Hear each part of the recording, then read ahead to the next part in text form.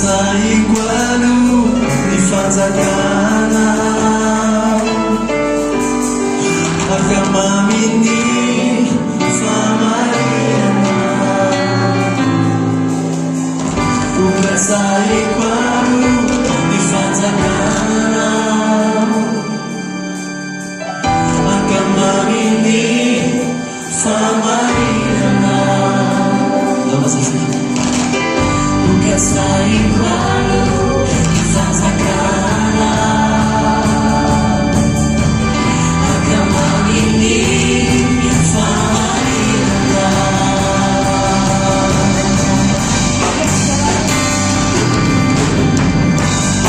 ny fanjakana iaisana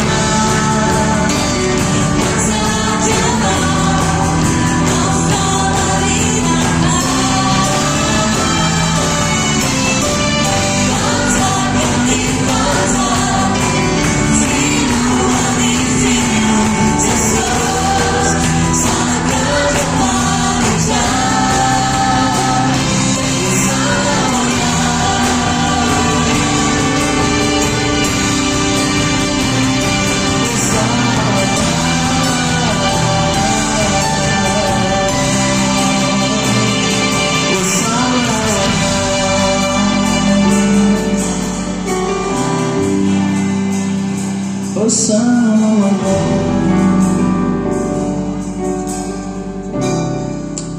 Andriamanitra izany tokonkely izany tena hoe tsy tianay ho hirairaina fotsiny hoe hikatsaka amin'ny fanjakanao fa tena marina indraindray zay tsy mikatsaka hoe développement personnel dia mihaino podcast dia mamaky boky dia izany foana message azoko hoe mila miala amin'ny zone de confort raha te hitombo John Maxwell moa sady pasteur tena miara-panary dia miala amin'ny zone de confort dia nahagaga tamin'izany hoe tsy nahalala hoe hay ny tompony mibitika tamin'ny teny any baka hoe raha lefa mafy quelque part ndry dia anaraka ndre dia inona valina tsy impossible zany aza miteniteny foana za efa eto a izy niasa mafy Madagasikara mbola zaraina eo zay impossible zay nandeha ndray 2021 hiboka ndray lasa ndray a zany tsy eo amin'le hoe mamaky boky sy ny dia verina ndray le message hoe miala amin'ny zone de confort niteny tamin'ny tena sérieux raha lefa mafy ndry a tena manaraka teo amin'izay ohatrany somary taitra hoe tao miverina ndray heritaona dia ozy izy dia anao inona io zay tsy maninona na mijanona ao an-trano andro sakafo ary za ozy tsy tiako ianao olona hyperactifa be tianao niasa anao dia ilaozana be dia anao inona re soreny isaky ny tonga ao an-trano avy miasa dia zay na mahandro ara hoa tsy maninona mijanona ao an-trano dia tandreny no reto ny vava fa nahandro atao an-trano mbola tataraiky zay rehefa aveo zay zavatra miseho dia nandao ny zanakay zay zay tena mafy indrindra izy tena da marina rehefa lehibe izy a fa tena rehefa tonga zany le offre heritaona taty aorinan'izay tonga ny offre 2022 dia iny bako mitondra n'ilay taratasy hoe hito ny taratasy avy any amin'ny mafy voateny ho an'ny Libéria fa ny condition nary manaraka anao toy zay io ilay teneny kondry rotaona lasy zay za fa mivavaka ao an'io andao resahana ny ankizy dia andetsika teny ankizy moa zany sorana ny tompo fa nanome tsodrano mazana ho an'ny zareo ihany koa izy fa noho ny amin'ny tompo dia nanaiky izy hoe asan'ny tompony ihany dia mitsodrano anareo zay dia nilaozana ry zareo nilaozana ny havana nilaozana ny namana nilaozana ny fiangonana ny toeram-piasana ny any laozana mbola ho tantarana eo zay rehefa aveo zavatra nafinaritra teto miasa sy ny mpiara-miasa zay zany le tantara fony amin'le hoe nandeha tany Libéria dia ibako zany efa niasa tamin'io mafy io teto Madagasikara efa hatramin'ny 2011 finance manager zany mikirakira ny resaka vola fa voatendry ho any Libéria lasa finance régional finance manager zany miandraikitra ny mafy Libéria sy mafy Guinée zany ndray moa zany vitsivitsy aminareo nefa nitsaboky maso nisy efa nididiko ary ny masony sasany niasa tao amin'ny hôpital Loterana tao dia 5 taona niasa tao médecin chef tao moa za teo Bobao dia noho niantso ny tompo zay dia nametra-pialana niala tamin'ilay asa dia ny olona zany teny fa inona ty atao milafy tya fa misy asa be nga tsara karama be ngambany matoa miala amin'izao dia nefa izy tsy mbola misy asa mivio tsy misy fa dia tena hoe zay le antso hoe voatendry bako dia voatendry zay roa anao l'émission dia nanaraka tany nanaiky antsikapo dia rehefa tenena hoe Libéria dia miketrona ny sasany Libéria ny olona mako zany raha hoe miala eto Madagasikara dia makaiza na any Paris Canada na Amerika na Angleterre Libéria ny sasany ara moa tsy mahita koa hoe zany Libéria iza zao nafa nahita hoe Libéria zany fa io izy amin'ny carte io io menamena io io sy dadanay hoe nijery tamin'ny carte ty ohatra niditra eo amin'ny carte Liberia tena tanàna kely tanàna niadina andritra ny 4 taona manko izy io ny ady an-trano tao dia tena mbola vomivoatra fanina ny rano to dia Liberia zany teny anglisy nanomboka ny asa tany mafy tamin'ny 2015 Guinée ndray miteny frantsay slam 89% ny mponinany dia vao tamin'ny 2023 zany nanomboka ny asa dia zay nanyrahana zany tena moa bako responsable reo resaka finance reo zany sady manampy amin'ny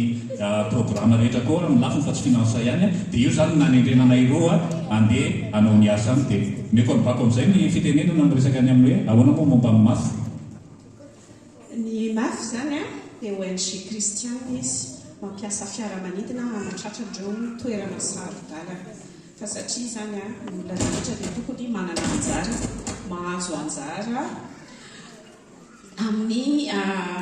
tsy mba hitokamonina any zany ka ny vinany mafy zany dia mba hita olona mitokamonina sy lavitra voaovan'ny fitiavan'i Kristy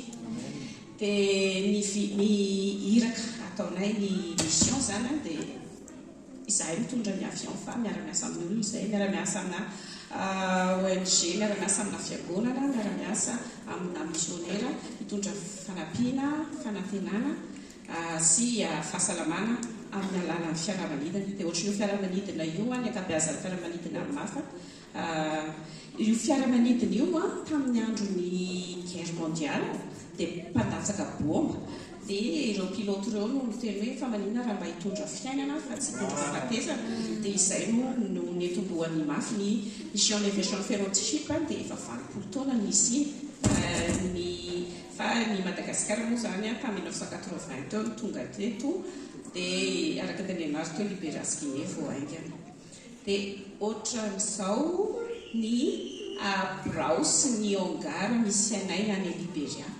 le tanàna teo le hitanareo teo iny dimy tapitrisany ao Liberia dia efatra izay malagasy dia io Ongara io Ongara tsara indrindra anisan'ny tsara indrindra amin'ny mafy dia fanomezan'olona io Ongara io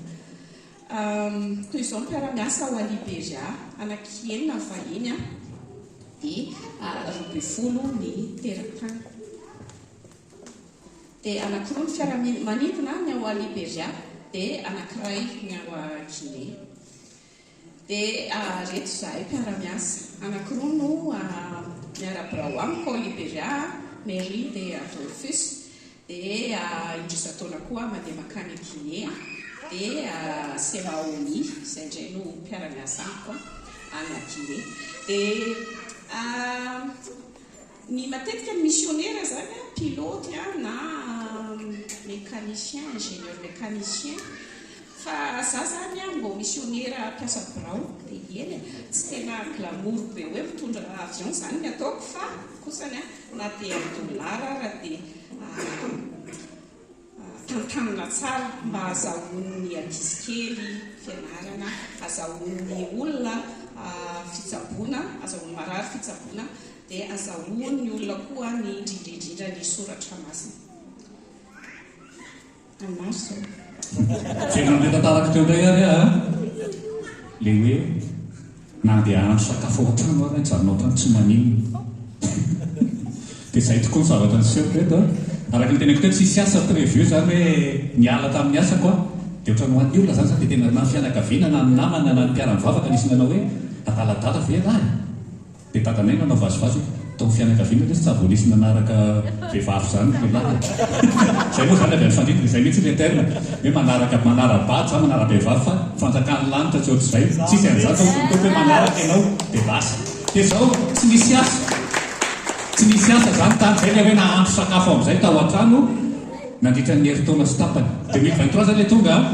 tamin'ny heritaona ray manontolo dia tena tao an-trano fa reo misy sary reo naseho hoe nanao volontaire zany nataoko mara-piandry misy hoe Eloa hospital ohatrany safa ihany zany dia io tena mandriny foko zany rehefa nijery tamin'ny site web misy hôpital kristianina dia ao tiako iasany zay zany ny tiako dia nakao amin'zareo ao amin'io le campus misy an'le hôpital zay no mipetraka dia niresaka tamin'ireo dia tena tiana mihitsy zafa vao nanokatra an'ilay efa infirmière mitantana azy eo fa mila anao mihitsy zay fa saingy zay tsy manam-bola satria ratsy ny fitantanana dia zahirana le hôpital dia nanao volontaire tao dia mifanaraka hoe hatramin'ny décembre 2023 mety ho ara zay afaka miaritra fa za tena mila mikarama satria izy teny anadamo mbola eto anay te Madagasikara dia raha karamana missionnaire tsy aritra ary loza nietrehitra hoe expat reo dia manam-bola be fa zay dia rehefa miteny zay missionnaire ke afy dia tsy mino ny sasany dia ohatrany hoe ianao zany hoe manday misy makatabola dia miteny anao zay ke sahirany dia tsy azony olona io satria ianao zany lasa any an-dafy fa tsy zay le situation azako tsy miasa zay le natonga nany insiste tena mila miasa dia nanao volontaire atao zany tonga ny janvier tamin'ny herintaona dia sasa nefa nanantena hoe iasa amin'izay mba handray vola dia stable amin'izay inona no tenen'le médecin chef tena mialatsiny docteur nary fa mbola tsy tafavoaka ny karamanao fa tena teo a tena daona tena hoe tena namitaka ao anareo tsy araka mifanarahana dia nanao mission moa za rehefa aveo io misy saky nanao opération araka amin'ny samaritain supersa koa zany anisan'ny volontaire koa zany fa tsy andraisam-bola dia lasa nakany Soudan du Sud miaraka tamin'izao toy zany rehefa miverina avy any ka mbola tsisy vaovao tsara tsy asa eto tsony afanareo namitaka fa eritrereto le teny verina navitan'le mission manao opération zany zay miaraka amin'ny samaritain supersa mbola tsisy resaka liste io zay fampitsodranotsika fa mbola miaraka amin'izareo any rehefa le mandeha mitsabo mitety vohatra dia misy an'io hoe global health ministry eo amin'ny ilany koa io zany ny bailleur nanohanan'ny hôpital luterana dia rehefa fantany hoe tany Liberia dia nangataka izy hanao consultant fa misy hôpital luterana sahirana amin'ny fitatanana dia namampy ny fitatanana atao dia heritaona sy tapany tsy niasa tsy nandray vola dia za zany mitaraina amin'ny tompo hoe jesosy eo dika rehefa misy zavatra miseho dia Madagasikara narary ny dadako ny ankizy misy narary koa sahirana zany dia ny antsika moa zany tsy maintsy hoe mandefa vola rehefa ohatrany fa tsy tafavoaka hidropita sy ny sisy dia eo any tena mitaraina amin'ny tompo satria tena misantira mihitsy hoe tsy afaka manao ninninona raha taty Madagasikara dia zay mba vonjeo tojo misy zavatra atao fana na ao amin'ny hôpital misy zavatra atao zany mba handakazo an'izao kely eo fa tany tsisy raisiny tsisy sarangotona dia tena nampianarin'ny tompo tao anatin'le année sabbatique hoe tsy ny karamanao kenary tsy ny asanao fa za ny mpamatsy anao fa heritaona mahery zany dia zany tompo tamin'izay zay vao tena hoe eny ary tompo dia satria misy zavatra miseho amin'izay zao dia nena io ary ny anao Jesosy fa tena nianatra io ny anao Jesosy narary ny zanakailahy tamin'ny heritaona miditra hôpitaly zay mbola any hitanareo le lalana atao hoe roa andro zay vao tonga aty Madagasikara rehefa miala ny Liberia satria mitetenyny Afrika ray aman-tsony iny avy aty atinanana makany andrefana zay eny ambony avion tsy mahery vaovao fa dia tena hoe io ny anao Jesosy tena mametraka mitaitana ihany anao zanako hoe miditra hôpitaly any amin'ny urgence ianao mbola andeha roa andro fa zany le zavatra ny ainana dia zay ny message azy hoe za ny mpamatsy anao dia niolona tamin'izay tonga ny tamin'ny heritaona début d'année tamin'ny ity zany io fa tamin'ny heritaona décembre zay no taty dia niantso le lehibe any mafy directeur régional afaka mivory vetsika fa ianao eritreretinay atao directeur adjoint lasa chef-bako ndray lasa le tsisy asa teo dia lasa natao directeur adjoint mafy za tsy mahalala zay resaka avion zany hôpital no nitantanako 5 taona fa zay le fitondrany tompo fa teo anelanelan'izay any resaka tamin'ny bako ndray le impossible io mbola teny zaho afaka manampy mafy satria zao mazana be any Liberia fa mizara tamin'ny toto senior moa zay le fiainana lafo tamin'ny voalohany bako ny tsena dia arona vita ny letany mivoaka satria maniny ampitahana amin'ny aty dia foatroany vidy letana rehetrarehetra ny sakafo zany io ny atmosphère ohatra mahiva tanàna io sady mila be 75 no 30 degré mahery foana dia ianao zany tena monamonaina amin'le miaina dia le misy attaque spirituelle mihitsy tena misy mbola maizina le tanàna dia zany mazana fianakaviana fitsy zay no international tany nandritra ny roa taona mipetrahana tany mody tsirairay zareo miala mody tsirairay miala zay ny tavely so zay ny mafy be fa tena hoe ny tanany tompony miazona dia tsapanay keo hoe misy olona mivavaka ao anay aty satria tamin'ny voalohany zay hoe raha tena izy dia hoe mitadiavinareo olona miantoka anareo na fiangonana ny karamanay ihany zany dia zay impossible zany fa reo zay janety ihany tamin'le andeha zany fa tsisy fiangonana iantoka anay zany na ny manam-bola ny fiangonana aza mitsanona amboarina ataony tsara be satria tsy manana vina ny mission fa ny fiangonana aza mbola zay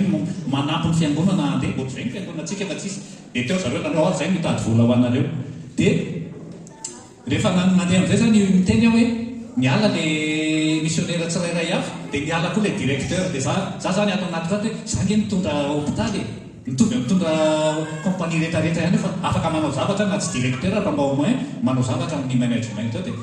miresaka mibako zany dia tsy impossible hoa zany karamatsika rehefa tsotsofina vonahita zareo tsotsofina ara-baka ny tiana tenenina hoe tsy tao anaty programme mihitsy tsy tokony azo karama zany miteny satria zay ny lalàna hoe ianao vady manaraka fa mara-pahitanao asa dia miaina tamin'ny tekely dia zay miainanay tany dia osy baka impossible nandeha tany Guinée bako miresahako le PDG antsokosoko satria tsy d'accord mihitsy hoe tsy possible na dia fasako maila le PDG zao zavatra misy dia za mbola tsy miasa nefa za tena zaraiko taminareo fa mila miasa mandray karama fa sahiran'izay fa ny zanakely mianada mbola eo ambany fiahinay tena noratra tany azy zany dia namaly le PDG dia tena raha ohatra tianao zany fa zaho tsy anao an'le directeur satria izy mitantana arabola resaka transparence aleo afaka manao mitantana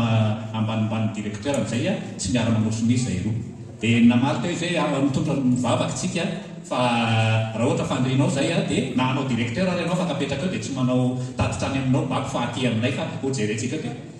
nangina teo iny zany aloha verina avy any Guinée bako dia mitantaraiko azy izy dia ino tia nataonao satria raha tena marina ny mafika izany tsy tokony any amin'ny PDG nanoratra fa nandalo rafitra zany ianao amin'le directeur régional dia nandalo ny ressources humaines sisika za tsy tia halala fa ho zay namako iny nalalako azy tao anatin'ny formation alohan'izay ho an'ny Liberia dia miresaka dia izy dia misy hira tiany atao dia za zany no mitendry an'le hira dia zay nahampinamana anay fa zay namako iny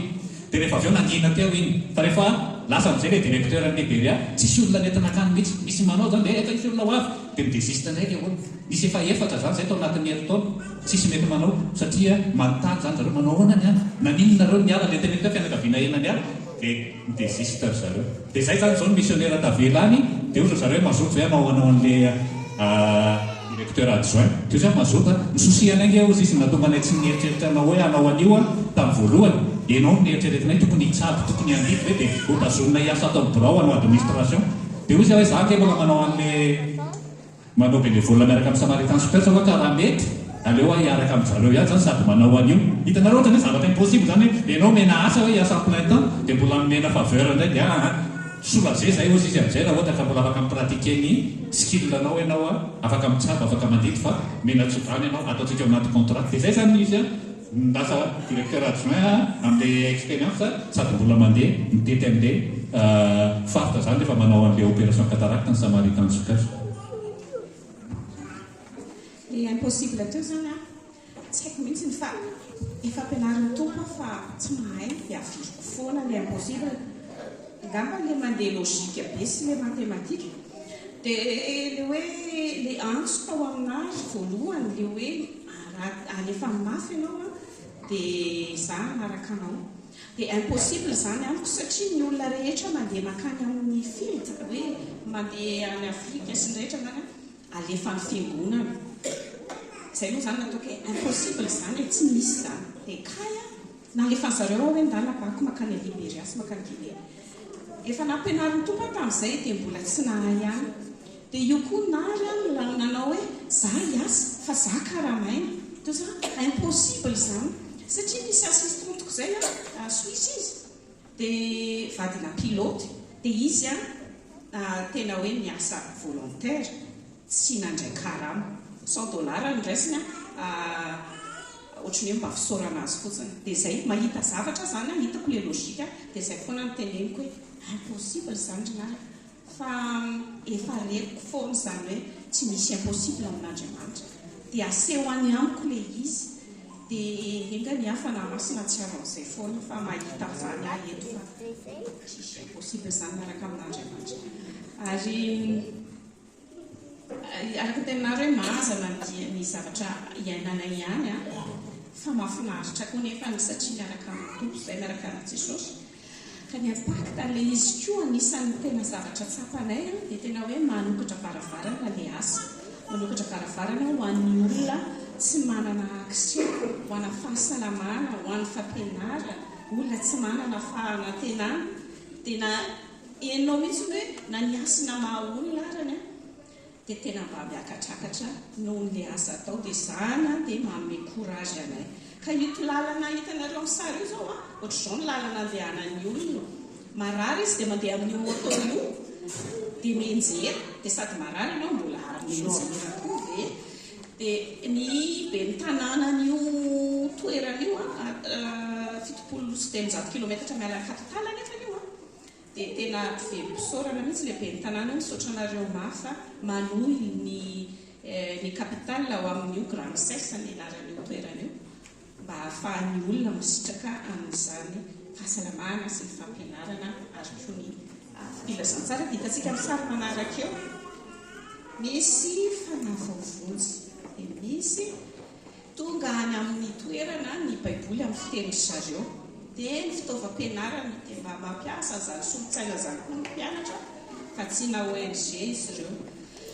amin'izao toerana fotaka be sy nakamy ao ara-tosahirana dia ostotsy nampahery anay hoe tsy foana tsy akory fikelezandreo aina dia tena mara fa noho ny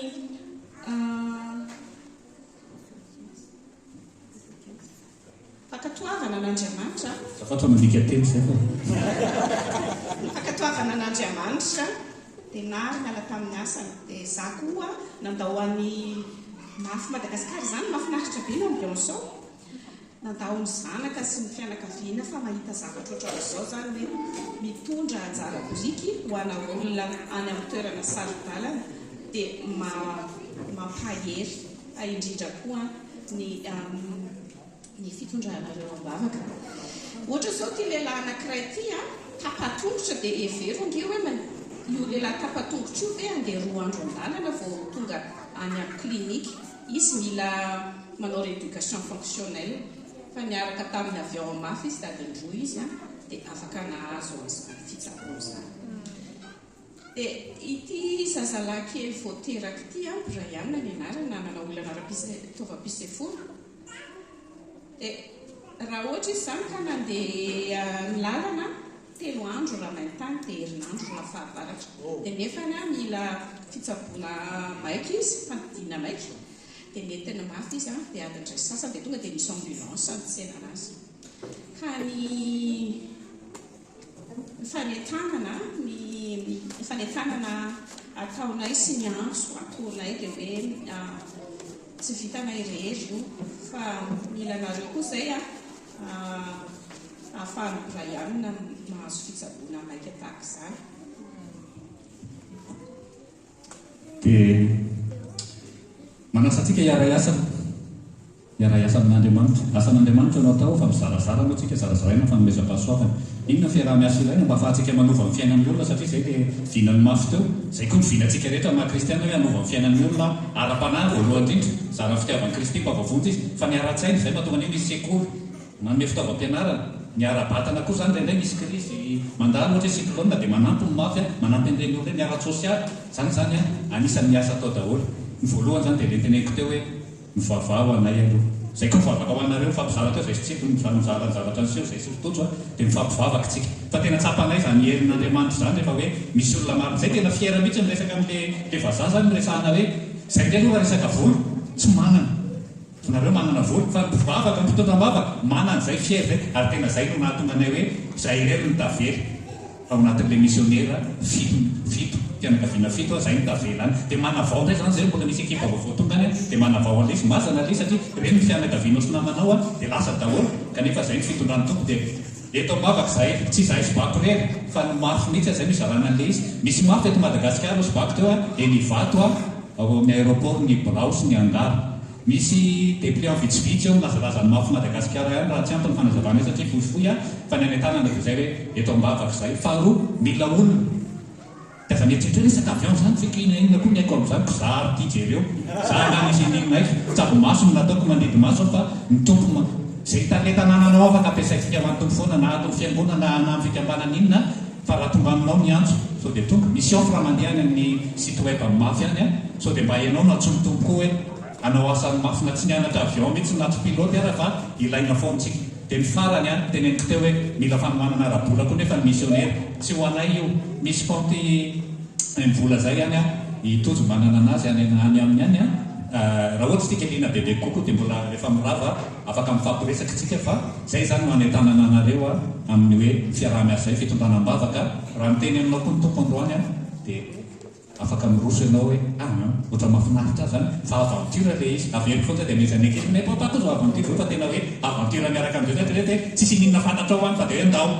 tsisy asa ho anao fa ndao ibako miala amin'ilay mahazatra dia lasa zay mandeha aventure lisy na fanahoany zanakay koa mampisaotra ny tompo satria tena hoe missionnaire miaraka aminay reo manohana anay manao an'izao présentation zao ny tena moa zany efa génération X sahirakerana angahoana indray reto manao an'ity fa zareo tena manampy tena hoe miaraka aminay zareo manao an'io dia eto ambavaka kory zareo satria miaraka manao l'émission marina fa eto izy fa le fisarahan-toeran'izay a tena ilaina dia misaotra antsika mamerina fisaorana anareo a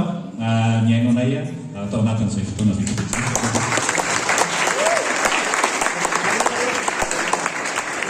Mantsiary aty izy mivady a fataontsika fiangonana anaka hitsangana dia mangataka n'izy telo mianadahy ihany koa eky hoe ty hiaraka amin'ny dada sy neny nareo indao hivavaka ho andry zareo zay mangataka ntsito hiary miora mandroso aty ihany koa azafady afaka makaty koa ilaza sy oely a indao masamba ho arina amin'ny olo anakirare avy zahako moa zany hivavaka dia nareo tsiraray avy raha afaka ny mamo dia mitanatsika ao asandratsika ty amin'ny izy mianakavy a dia hiaraka hivavaka isika andriamanitra raina eo misaotra betsaka anao zay no ny amin'ny nary sy bako a zay nizara taminay teto ny fanompony izy ireo a ny a Liberias ny a Guinée misaotra tompony ny amin'ny antsona manokana amin'izy ireo tsiraray avy ary tena nampahely anay a ny maheno fa tena hoe mila miala amin'ny zone de confort nay izahay a dia mitoky aminao amin'izay antso iantsonao anay andriamanitra engany hoe izao fiangonan'izao ihany koa tena hoe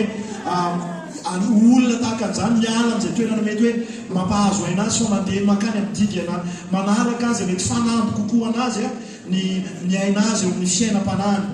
vavaka izay tompo an'izy mianakavy reto ny fiahinao ny fitahinao andriamanitra ary mangataka izay jesosy mba tena hoe ho atsiaro ambavaka tena hoe matetika an'izy ireo ary tena hoe régulier mihitsy ary mangataka izay mba tena hoe izy avy amin'izao fiangonan'izao a ho arme hitondra ambavaka matsiaro ambavaka an'izy ireo andriamanitra dia mivavaka an'io zay ho an'ny ankizy zay eto Madagasikara ianao no malala zay antso ny antsoina ho an'izy ireo ihany keo amin'ny fiainan'izy ireo dia hitoy hanompo anao amin'izay asa zay ataon'izy ireo dia misaotra tompo a ianao no omba sy hitahatrany a ary ho voninahitra ao rerianjany rehetrarehetrany Kristy Jesosy tena hoe zany hikatsaka ny voninahitra ao izy ireo amin'izay zavatra ataon'izy ireo rehetra dia aoka tsapa fa tsy hirery izy ireo naiza alehan'izy ireo fa manana anao momba an'izy ireo ary manana ihany koa anay rahalasy anabavy atia toerana mivavaka ao an'izy ireo misaotra tompo voninahitra ho anao amen dia tahin'andriamanitra nareo mianakavy a dia ndao hitohidiran'andriamanitra hira anankiray isika manasa ny ekipa louange voany a mamarana le fampianarana amin'toy isika ina moa le fampianarana amin'toy iarahantsika jerakelytsika ry amin'ny solaitra fotsy miaina ny filazantsara androanjana ny tapany farany a dia mangataka amin'andriamanitra indray tsika andeha lalindala kokoa mety afaka efa taona na 5 taona na niverena tsika indray satria tena zava-dehibe zany filazantsara zany ho alefantsika ny zanakitsika 3 taona ka hatramin'ny 12 taona ny amin'ny asa fanompoana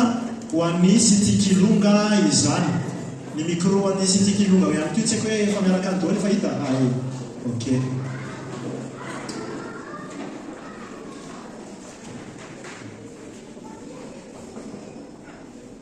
eny ary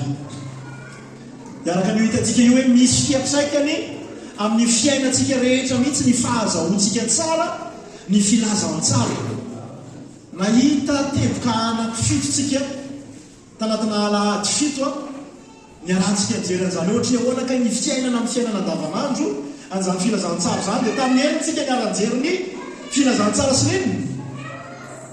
ray vodorindrina amintsika tadiditsika tsara mihitsy ilay teny hoe pression zay miteny hoe iza ozy izy lay jiosy pahalalana iza namako ozy izy tany Jesosy dia ozy izy Jesosy hoe nanao fanoharana izy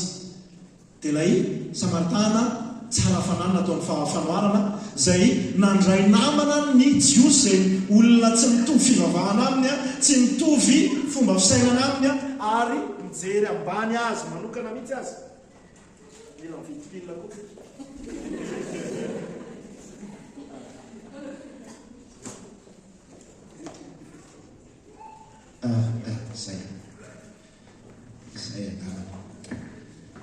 dia androantsika mamarana an'izay hoe miaina ny filazantsara izay dia namaranantsika azy a dia ny slide manaraka dia heritreritrany amin'ny mandrakizay isika ohatrany ahoana no fiatraikany fahazahoantsika ny filazantsara sy ny fandraisan'izany amin'ny mandrakizay dia hitantsika io le eo ampovoany io hoe ilay tontolo ho avy raha mandinika ny baiboly isika dia mahita fa nanomboka tao amin'ny Sara Andriamanitra ny tantaran'izao tontolo izao. dia ny afara ihany koa ao Jerosalema izay tanàn-dehibe. io tanàn-dehibe io dia tokony vokatry ny asany Adama rehefa nomen'Andriamanitra mandat na baiko i Adama seva hoe miasa amin'ny tany karakarao ny tany dia développeo dia tokony ho izy no nanampy ny taranak'olombelona ary tonga n'io Sara io ho lasa tanàn-dehibe. fa fantatsika fa tao amin'ny Genesis 7 dia niditra ny fahalavona, niditra ny fahotana, dia Adama vaovao no nilay mba azahoantsika an'ilay tanàn-dehibe vaovao io. dia tsy iza fa Jerosalema vaovao. Jesosy tokoa dia lay Adama vaovao ary ambara soratra masina amin'ny Hebreo hoe izy no niaviany zavatra rehetra, izy no miazona azy ary izy koa no antony. dia omemonahitra ny Jesosy. Zay no tonga mahatonga antsika mihira fiderana mivavaka fiderana ho an'i Jesosy Kristy, satria izy lay Adama vaovao atsika, lay lamatoa amin'ny maty naneo an'izay hoe ohatry ny ahoana no fiainana vaovao miaraka amin'ny Kristy izay, ary manome atsika ihany koa alay tanàn-dehibe vaovao, Jerosalema vaovao izany. raha natadidy isika tamin'ny fanomboana ny fampianarana hoe miaina ny filazantsara, dia miainga antsika tao amin'ny Jeremia 7:20 andininy 4 ka hatramin'ny 7. dia ny 7 no tsindrina tamin'izay hoe arakatsao izay iadana ny tanàna izay nampandehanako anareo ho babo, ary mivavaha Jehova ho azy, raha miadana izy dia mba hiadana koa ianareo. Tadiditsika angamba mino fa vao mamaky amin'ny texte io isika dia tafaverina tamin'ny fampianarana voalohany ny rahantsika nijery tamin'izany vanim-potoana izany. Nanoro ny zanak'Israely Jehova ny fomba hoentiny izy ireo hiaina amin'ny tanàna ny Jetilisy. dia isika zao miaina amin'ny aiza koa isika amin'izao ny tanàna ny Jetilisy. dia io Jeremia 7:20 io no mampianatra antsika io tahaka ny ahoana no hiamaky vakitsika n'izao fiainana eto izao. dia ny hitantsika misy approche na fomba fisainana maro samihafa nandraisan'ny olona an'izay fiainana eto amin'izao tontolo izao izay. ny anankiray anatin'izany misy ny mpivavaka sasany, ny mpino sasany tsy te hifampiraharah mihitsy fa hoe anao miara tanteraka teto, fa anao manorina tanàna ho atsika dia antsika no manao ny zavatritsika. dia ny approche anankiray hafa indray lay approche ny babiloniana hoe rehefa eto aminay ianareo dia izay fomba fisainanay tsy maintsy ataonareo ary ho taizainay tsara nareo anadimy ny Andriamanitrareo.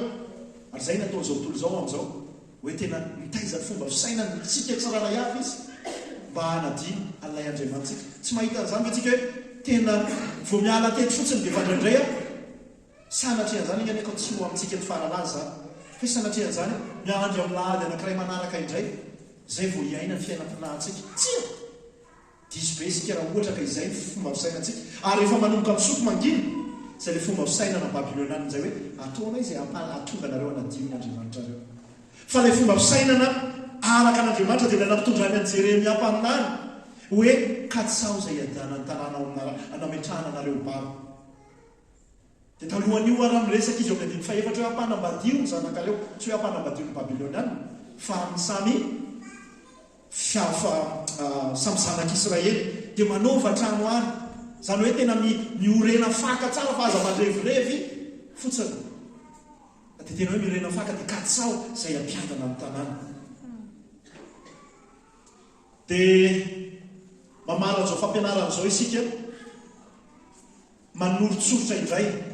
ilay tanàna izay nampanantenana antsika. Tamin'ny voalohany isika nitenenina hoe miorena tsara eto dia atao izay iadana ny tanàna, dia atao izay ampitatra ny fanjakan'Andriamanitra. fa avy eo isika amin'izao amin'ny famaranana dia miara mieritreritra ihany koa ilay tanàna izay ho avy izany ary metanetana no amin'izany zavatra izany. dia tsy inona fa ilay tanàna masina ilay eo amin'ny akavianako izy eto akavananareo ihany koa amin'ilay kisarisary ery amin'ny solaitra fotsy ery. tapitra amin'ny ilay fotoana hiaviany Jesosy Kristy eny amin'ny raolanitra ny mahampivahiny asianao teto fa hoe eo amin'izay toerana vaovao izay isika iaraka hipetraka amin'ny Kristy isika ary tena tanteraka ilay Efesiana 4:fahenina hoe miara-mitoetra amin'ny Kristy sahady isika fa amin'izay fotoan'izay tena hiara hipetraka ahitan'ilay tompontsika isika. Dia manana toerana anankiroa isika ao anatin'ny Baiboly miresaka amintsika ny amin'izay tanàna izay ametrahan'Andriamanitra antsika, ametrahan'Andriamanitra izay mino fa tsy hoe atsika fa izay mino. Dia ndaontsika ao amin'ny Isaia 70. Dia fantatsika loatra ilay malaza be mitsangana hazava fa tonga ny fahazavanao sasisy. Fa rehefa jerentsika ny akabean'io Isaia 70 io dia manoritsoritra an'ilay fanjakana izay ho avy. Manoritsoritra an'ilay hoe rehefa Jesosy ny mpanjaka dia tahaka ny ahoana no fiainana ao anatin'izany. Misy fahitana anankitelo na vision anankitelo amina lafi-piainana anankitelo no iarahantsika mijery avy ao amin'io Isaia 70 io. Dia ny voalohany amin'izany dia ilay hoe fahitana ny kultura voaova na ny kolotsaina voaova. Dia nao antsika tonga dia ao amin'ny Isaia 70:7 azafady indrindra. Mety tsy afaka ary mandeha makao amin'ny Baiboly ngamba ny aloana fa isika tonga dia ho ao amin'izay Isaia 70 izay 7. Fa izaho izy no andrasan'ny nosy ary ny sambony Tarsisy ho loha lalana hitondra ny zanakao avy lavitra mba amin'ny vola fotsiny sy ny volamenany ho amin'ny anaran'i Jehovah Andriamanitra ao sy ho amin'ny iray masiny Israely satria efa nanome voninahitra anao izy. Raha mijery miverina vao tsy ela montsika ny namakivaky ny ao testamenta taloha ny ao amin'ny bokin'ny Isaia. Fa la miverintsika ao amin'ny Isaia 2 dia ambaran'i Jehovah fa halan'i Jehovah ny sambony Tarsisy sy ny miarakaraka amin'izay rehetrarehetra. Satria tahaka ny maneho fahavitantena tsy miankina amin'Andriamanitra ireo zavatra ireo. Kanefa dia hitatsika fa amin'izany fanjakana izany dia ahoana ozy izy ary ny sambony Tarsisy ho loha lalana satria izy fanavaozan'Andriamanitra ny ataoko hoe ny tontolo ao anatin'izany resaka fahaiza-manao ny kultura ny kulturany zanak'olombelona ao amin'izany fanjakana misy an'i Kristy ho mpanjaka zany. Ny 9:12 dia andao iaraka amakytsika ary hidanadana mandrakariva ny vavahadinao tsy hirindrina izy na andro na alina hampidirana ny areny ny firenena sy ny mpanjakana izay efa voababo ho ao aminao. Io le ampahany voalohany amin'ny 9:12 io dia nofinofitsika rehetra. Voatsely izay ny tany ampania dia tena somary tsiriritra kely mihitsy tsy azo voeno mioro zao fa mioro tena tsy dia herika hiverinany zona mihitsy fa any tena hoe lamba apetraka eny amin'ny eny an-tokotany tsisy mikitika zay zany mba any avantage ny any lalana makany tantara be ny asan-dahalo eny amin'ny eny alalelana eny tantara be amiko fa le tanàna manokana le any ampania dia tena milamina tsara. Dia mino fa nofinofitsika tsara ihany zany hoe hidanadana mandrakariva ny vavahady midika zany hoe iny misy fomba fisainana miova, fomba fisainana vaovao, kolotsaina vaovao, tsy misy intsony an'ilay fahotana ny tsiriritra ny fananan'ny hafa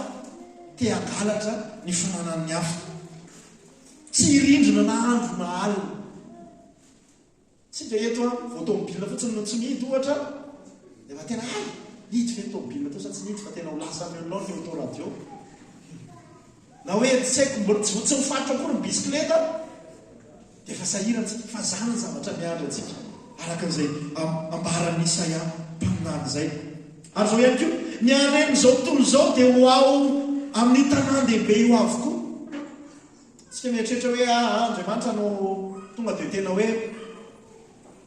arinany fotsiny zavatra rehetrarehetra fa ambarany eo hoe ny areny tanan-dehibe ozy izy dia ho ao amin'io ny areny firenena rehetra dia ho ao amin'io tanan-dehibe io. ajero tsara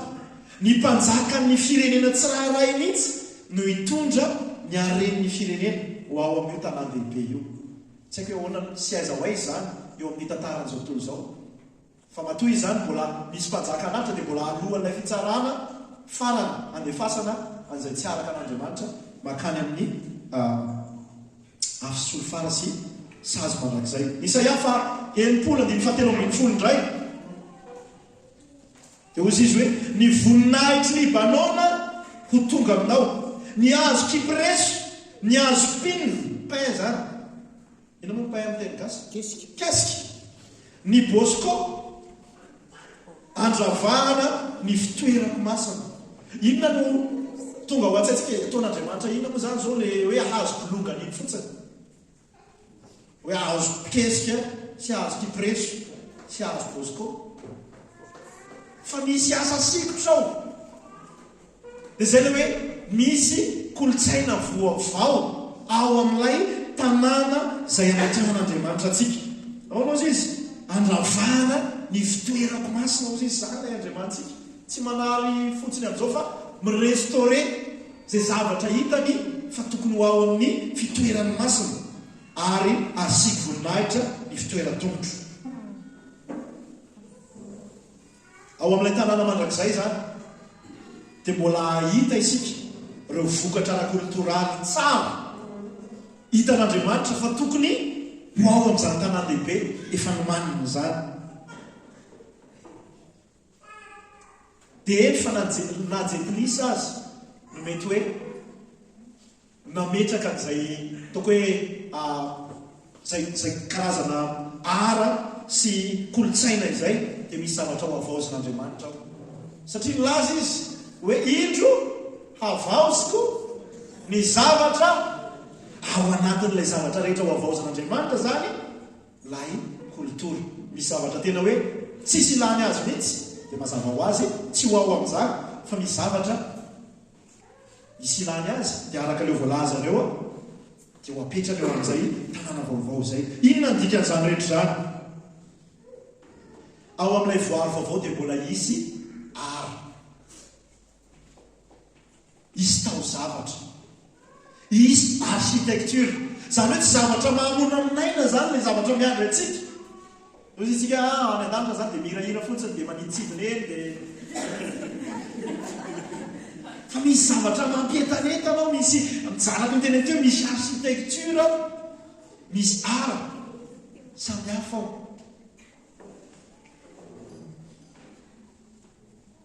Isika rehetra hitsangana ho an'izay mety hoe mbola tsy tonga amin'izao vanim-potoana antsika izao ka mety hoe tsy maintsy mandany fahafatesantsika enganeka ho tonga aloha tompo e. Hozy izy le zanako lazy zay hoe aleo loha za nambady ozy izy zay mbola kely fa tsy isy hoe ny ampy zay miteny an'izay hoe aleo za no nambady miresaka hoe alao Jesosy tonga amin'izay, alao Jesosy tonga amin'izay dia loha garany mahita tenena mihitsy.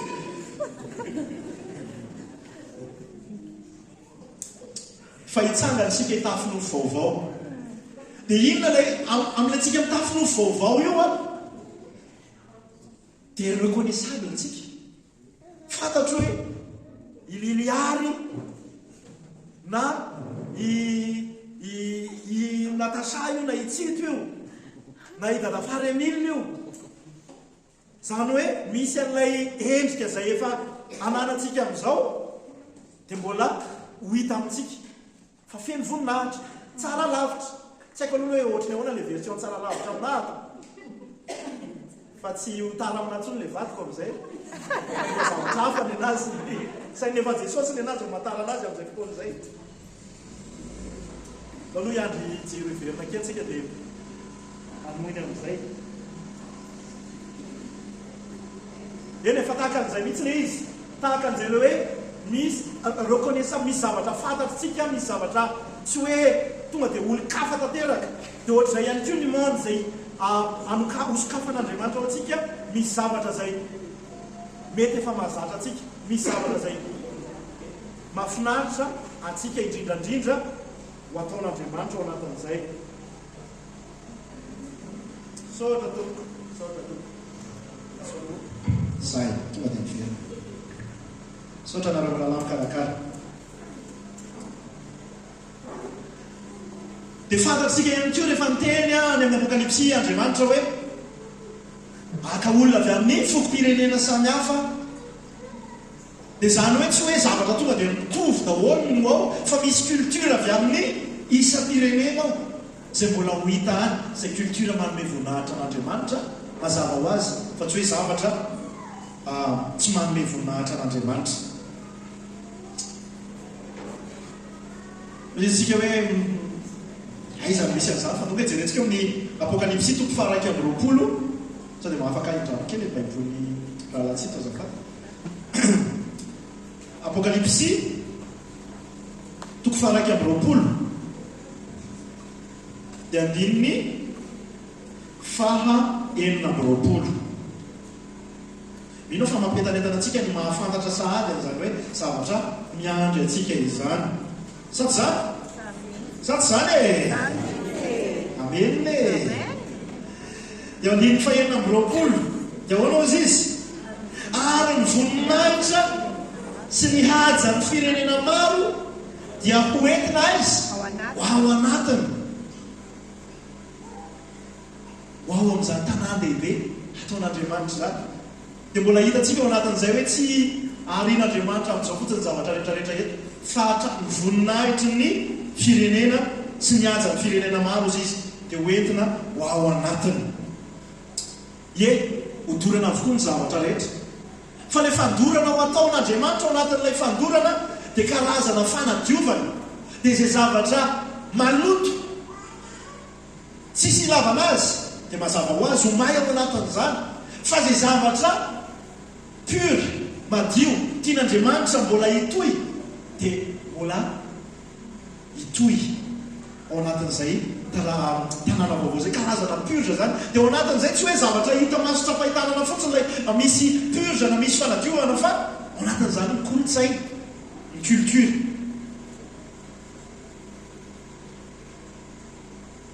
isika ihany koa fantatsika hoe andalo fanovana indray mpimaso sady zany tsy haiko hoe inona ny zavatra ataon'andriamanitra ao anatin'hoe fanovana indray mpimaso fa zahako mino hoe anaratsika avy amin'ny fisainana zay fisainany nofo makany amin'ny tena hoe araka an'andriamanitra feno ao anatin'izay fotoana fanovanatsika izay ho anaky dia tena mampieritrehtra nahako foana hoe ohatrany ahorona mo zany rehefa le miova indray mpimaso tena hoe fraction de seconde fotsiny dia efa hovan'andriamanitra ny olona tsiraray avy izay azy indrindrandrindra ny teboka faharoa indray dia ny vision na ny fahitana ny fiadanana tafaverina amin'ny lônina na hoe restauré lay shalom mianatritsika tamin'ny heriny zay le resaka shalom zay hoe ny zavatra rehetra araka ny tokony ho izy amin'ny toerany avokoa ary ny shalom dia mandray dimension maro samihafa fiadanana firindrana feno eo amin'ny eo amin'andriamanitra sy olombelona ny olombelona amin'izy tenany ny olombelona amin'ny hafa ary ihany koa ny olombelona amin'ny zavaboary dia hitantsika izay fiverenan'ny fiadanana amin'ny lohan'izay laoka amakytsika amin'ny Isaia toko faha enimpolo andininy faha valo ambin'ny folo dia mbola nofonofotsika ihany koa io indrindra ho antsika izay anatin'ny irifiry noho ny amin'ny aretina maro samihafa amin'izao vanim-potoana ianantsika izao ny fampahoriana tsy hore ao an-taminao intsony amena ny fampahoriana tsy hore ao an-taminao intsony na ny fandravana amen na ny fandringanana ao anatin'ny faritaninao ny mandanao atao hoe famonjena amen amen ave ary ny vavadinao atao hoe fiterana inona ny zavatra azika sitonina ao anatiny hoe ho sitrana ny fifandraisana hivitrana ny fihavanana ho tonga ilay fiadanana tena izy zao tsika amin'izao vanim-potoana iainantsika izao dia lasampino aza dia mbola misy ondro mifanoto kely ndraindray misy ondro manoto pitarika ndraindray na mandaka misy ondro mifaminga fa hitsara zavatra rehetra zany amin'ny fotoana atongavatsika ao amin'ilay tanàn-dehibe vaovao. Alleloia! Ho amin'ny fiadanana feno isika, ho amin'ny firindrana feno isika. Ho anatin'izany ho foana ny ady, ny fahoriana, ny korotana, ny fifamonoana, ny fanavakavahana.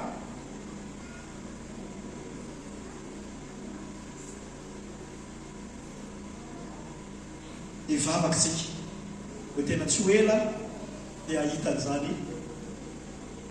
famerenana amin'olona lay fiadanana, lay shalom avy amin'Andriamanitra. Teboka fahatelo sahady isika amaranantsika azy dia lay fahitana fifandraisana lalina ara-panahy. Fifandraisana lalina ara-panahy amin'izy amin'ilay tia atsika, amin'ilay tiatsika, amin'ilay mitompontsika. Isaia 7:7. Dia dao iaraka ho ataontsika ao paralèle amin'io ho vakiko mitoy ny ao amin'ny Apokalipsy 2:20 andiny voalohany ka hatramin'ny fahaefatra, ny Apokalipsy 2:20 andiny 7:20, ny 7:20 ary 5:20. Dia mivera ihany koa isika mamaky ihany koa isika manohy ao amin'ny Apokalipsy 2:20 andiny voalohany sy ny 2. Dia samy miaraka miatra sy miaraka mifantoka amin'ny famakiana azy. Dia jereo tsara nge Isaia manarivo taonany talohan'ny nanoratany i Jona tao amin'ny nosy Patmos nanoratra any Apokalipsy amanjany taonany maromaro zany. Dia nefa ny misy zavatra mitovitovy, zavatra hitan'izy ireo samy fahitana no hitan'izy ireo samy nahita zavatra mitovitovy. Tsy ny masoandro intsony no ho fanazavananao, zazavady tsy fahitanao zany ty fa faminaniny. Tsy ny masoandro intsony no ho fanazavananao no ny andro, ary tsy ny fangarangara ny volana no hanazavanao, fa Jehova no ho fanazavana anao mandrakizay. Amen. Ary Andriamanitra ao no ho voninahitra ao. Io dia tena mifanaraka amin'ilay zavatra hitan'ny Jona any amin'ny farany bokany Apokalipsy. Nge vakitsika andiny voalohany amin'ny 2:20 amin'ny Apokalipsy. Ary nahita lanitra vaovao sy tany vaovao aho. Andiny 2. Ary nahita aho fa indro ny tanàna masina dia Jerosalema vaovao nidina avy tany an-danitra tamin'Andriamanitra. Andiny 4. Ary nareo feo mahery avy teo amin'ny seza fiandrianana aho, nanao hoe indro ny tabernakelin'Andriamanitra dia eo amin'ny olona, na hoe indro lay fonenan'Andriamanitra, lay tempolin'Andriamanitra dia ho lasa eo amin'ny olona, ary izy hitoetra eo aminy, ary ireo olona, ary Andriamanitra no hitoetra eo aminy dia ho Andriamanina. Ary fafana ny ranomaso rehetra. Amen. Amin'ny masony, ary tsy hisy fahafatezana intsony, sady tsy hisy alahelo na fitarainana na fanaintainana, fa efa lasa ny zavatra taloha. Tsy haiko raha ho anao manokana, fa raha ho anahako manokana dia fanantenana no miboiboka rehefa mamaky an'izany ho fafany ranomaso ny masona rehetra, ary tsy hisy fahafatesana intsony, tsy hisy alahelo na fitarainana na fanaintainana. Andiny 7:20. Ary mangany dia vato jaspi, ary ny tanàna dia tena volamena toy ny fitaratra madio. Asika tsena ve zany zavatra hitantsika mivakitsika zany hoe izay ny zavatra mialy atsika any amin'ilay tanàna vaovao. Andiny 7:20. Ary ny tanàna tsy mba mila masoandro na ny volana hamirapiratra aminy. Dia ina ilay mivakitsika tary amin'ny Isaia teo, mitovy amin'izay mihitsy hoe tsy ny masoandro intsony izy no fanazavananao no ny andro, ary tsy ny fangarangara ny volana no hanazavanao, fa Jehova no fanazavananao mandrakizay. Dia ahoana ozy izy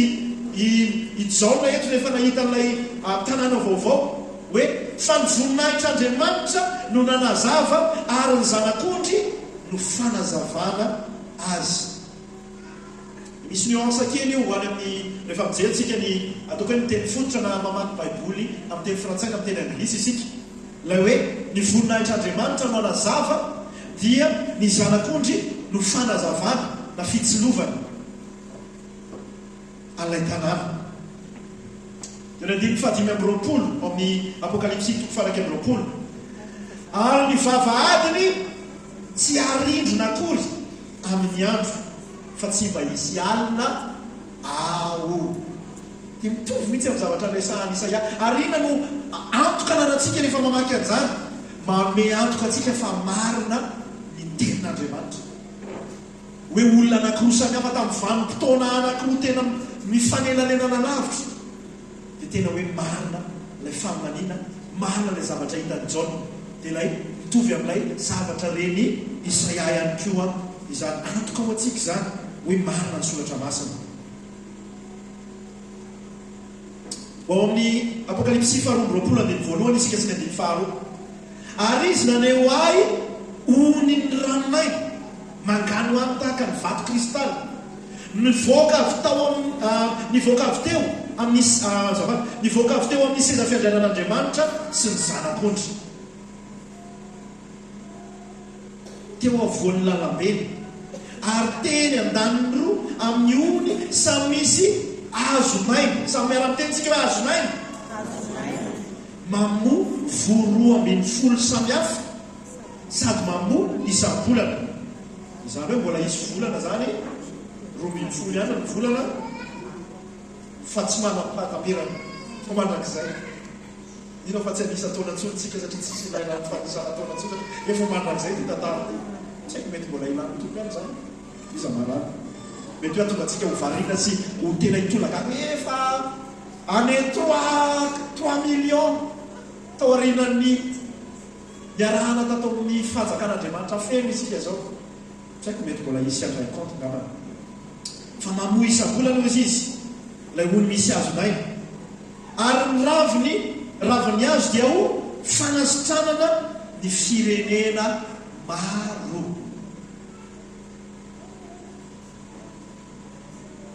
Ny zavatra agagantsika indrindra ao amin'ny tanàna vaovao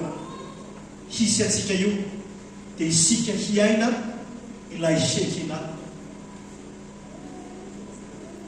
Izay mitady anaran'ny zanaka vavy Shekina. Io dia ilay voninahitra ny fanatrehan'Andriamanitra amin'ny fotoana rehetra, amin'ny mandrakizay. Taloha tao amin'ny tempoly rehefa naneo zany voninahitra zany Andriamanitra, dia takonan'Andriamanitra ho ao amin'ny hevitra faran'izay masina indrindra ihany izay ilay voninahitra izay. Ary ny olona mivoaka mihitsy, mivoaka miala ny tempoly satria tena nameno ny toerana zany voninahitr'Andriamanitra zany. Satria masina loatra Andriamanitra, ary satria mpanota loatra ny zanak'Israely, ny olombelona tsy mendrika ny aina akaiky azy. Tsy haikotsika hoe monsieur rendre compte raha olona tamin'izany fotoana izany isika hoe raha vao nahatsapa sy nahita ny voninahitr'Andriamanitra dia lasa mandeha mandositra satria tsy mahazaka an'izay. Dia mahita an'ilay contraste hoe rehefa ao amin'ny fanjakan'Andriamanitra dia izay ilay voninahitr'Andriamanitra ilay Shekina, voninahitry ny fanatrehan'Andriamanitra izay hiainanao mandrakizay amin'ny fotoana rehetra. Dia mino fa tena hibaboka, hiaiky, hiteran'Andriamanitra ianao miainan'izany voninahitr'Andriamanitra, izany hoe Shekina izany. Ny asa-panavotan'i Kristy irery ihany teo amin'ny hazo fijaliana. Nandatsaka ny rano izy ho famelana ny amokao, ho fanavotana anao ary atonga anao hanana fahamarinana eo anatrehan'Andriamanitra satria mahantra fahamarinana ny olona voateraka. Ary Andriamanitra mitady fahamarinana. Tsy misy fahamarinana nefa ny azon'ny olombelona hoentiny eo anatrehan'Andriamanitra satria vorodamo amin'ny osondraha avokoa. Fa izay ilay zanan'ilay fahamarinantsika Jesosy Kristy, ilay fihavanantsika amin'Andriamanitra ray, izy ho nanao an'izany, nandatsaka ny rano. Dia izay mitafy, izay nandray an'izay rà an Jesosy Kristy izay, mitafy an'ilay fanavotan Jesosy Kristy izay, dia izay no hiainan'izany voninahitry ny fanatrehan'Andriamanitra izany. Tao hiaraka hitsangana isika.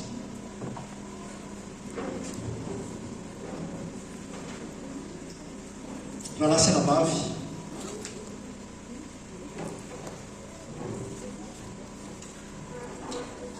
na inonao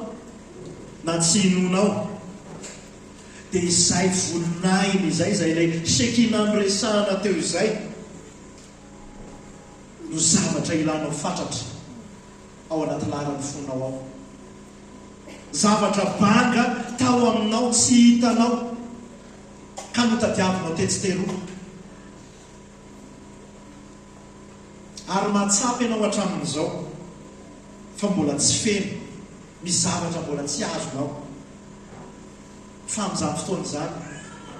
dia tena ho feno ny voninahitr'Andriamanitra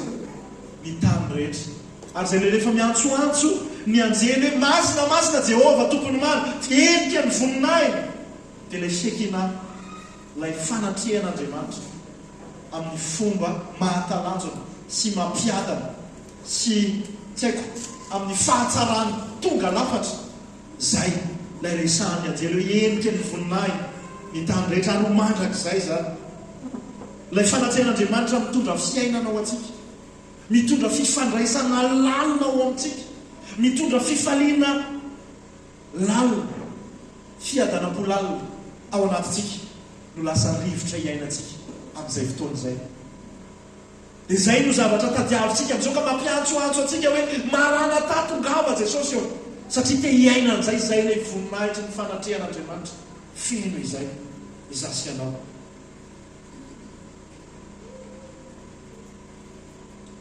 Hoesorina amin'izany fotoana izany ny fifandrafiana, tsy ho eo amintsika intsony. Fifandrafiana amin'Andriamanitra, fifandrafiana sy fikorotanana ao anatintsika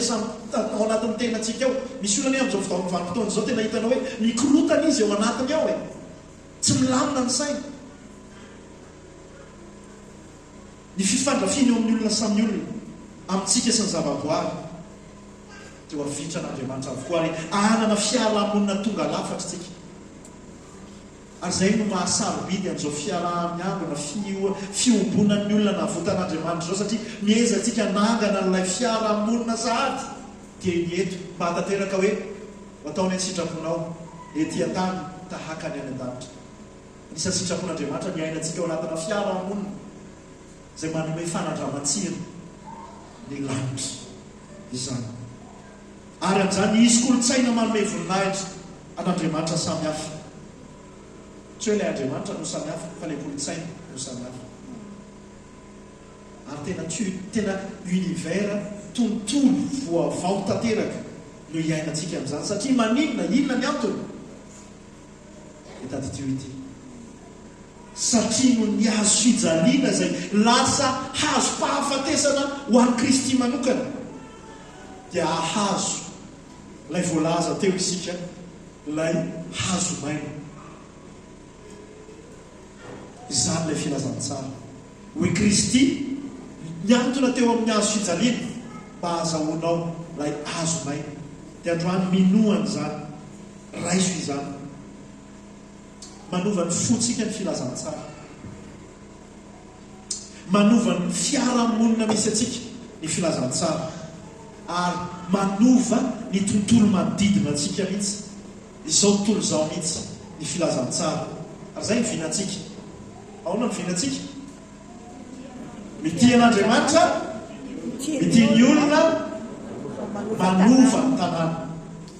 ao anatin'ny finan'Andriamanitra, izay hoe izy fiantraika amin'ny tanàna mihitsy ilay filazantsara. Zay no mahatonga antsika mitarika aminao amina hetsika maro samihafa, fahafoizana ho an'Andriamanitra, fanaovana ty asa maro samihafa ity.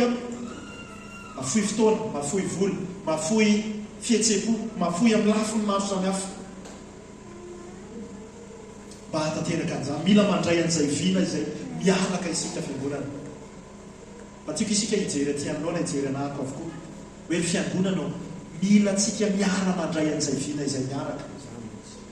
Isika rehetra mihitsy, na tsy haiko 13 taona ianao vao tamaly nankalaza ny 7 taona ny dada Fara Emile, dada Tombo indray moa zany zao satria izy no lehibe indrindra, hanitra mahazo taona indrindra eto anivontsika.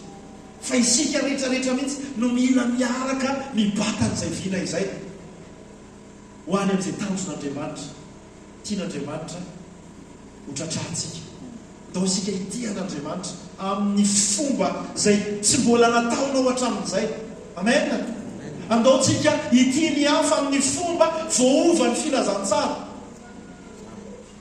ary andao isika vokatrany anova ny tanàna izay nametrahan'Andriamanitra atsika tsiralay avy ary tena ho fantatra hoe ianao hoe kristianina mahalala zay ilan'andriamanitra anao ndo hiala amin'ny zone de confort tsika isika amen ndo hiala am'izay toko hoe tontolo mahazatra atsika fa andeha anao dinga ny tontolo mahazatra anao dia ozy izy ianao zako zao fotsiny misakalahady amin'ny 7 ora ka hatramin'ny 1 ora zay ahako nao ampiagonana akoatr'izay iainako ny fiainako am'izay tiako ianana anazy tia rehefa natsoan'andriamanitra ianao amin'ny antsony maha olon'andriamanitra anao dia tsy izantsona tokony iainanao fa izay ndo hiaina n'izay vin'izay sika ity an'andriamanitra amin'ny fotoana rehetra ity ny olona zay mety misy olona tsy tianao tiavina akory azy sanatrian'izany mety eto anivontsika fa na ny any ivelany any keo dia ndao ity ny hafa ary anova hitanana eo amin'izao toko anankiray eo amin'ny tantaran'izao tontolo izao ilay hoe miezaka mitondra fanovana miezaka mitondra ny fitiavan'andriamanitra miezaka mitondra zay zavatra atsika hoentina rehetra isika eto amin'izao tontolo izao fa araka ny nanomboako anazy tany amin'ny fanomboana voalohany dia hoe tapitra ilay toko anankiray rehefa tonga Jesosy Kristy tapitra io toko anankiray io zay ezahantsika hanehoana ny fanjakan'andriamanitra eo amin'ny manodidina antsika tapitra io rehefa tonga Jesosy Kristy ary rehefa eo amin'ny ilay tanàna vaovao misy atsika isika dia toko vaovao indray no soratana tsy hoe baiboly vaovao moa zany ilantsika anatin'izay fa misy zavatra hiainatsika toko hafa mihitsy noho ny amin'izay efa hitatsika ary ny toko anankiray manaraka n'ilay toko anankiray mandrakizay dia miatsara trano satria tadidio fa ny fahafantarantsika an'andriamanitra dia tsy ho feno mandrakizay mbola itoy ahalala an'andriamanitra dia be kokoa hatrany isika mandrakizay satria io andriamanitra dia tsy manapitra ary mihoatra noho ny azosika eritreretana mandrakizay